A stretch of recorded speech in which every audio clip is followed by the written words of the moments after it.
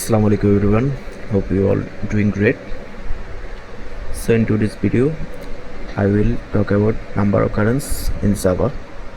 So in an application, if I input different kind of numbers, so if I want to count fixed numbers occurrence in the application, so I can use the code. So now I will go to the code. So basically you can see I took four variables here, and then I called scanner plus. Then I took an array, and by that array I will took all the input here. So then I used a for loop here. So you can see the condition, the basic condition, and I will take input there.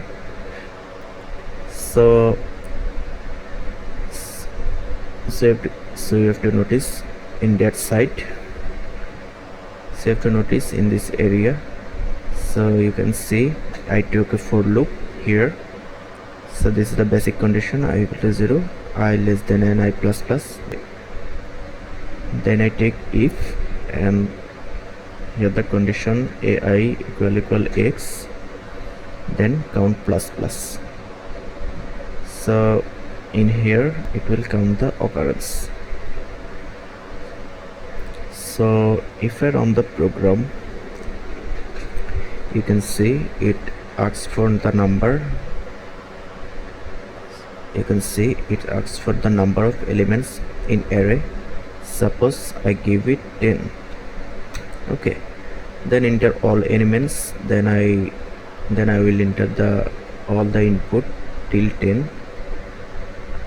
So here 1 2 2 2 3 4 4 5 6 7. Then you can see I take 10 manual input. Then then here ask for enter the elements which I want to count number of occurrence. So you can see here 2 used multiple time. So if I put 2, so you can see the number of occurrence of the element is 3. So I take 3 times 2. You can see 2 2 2. So I take it serially. If I take it randomly, so we will see what will happen. If I took 5, then 1 2 3 2 2.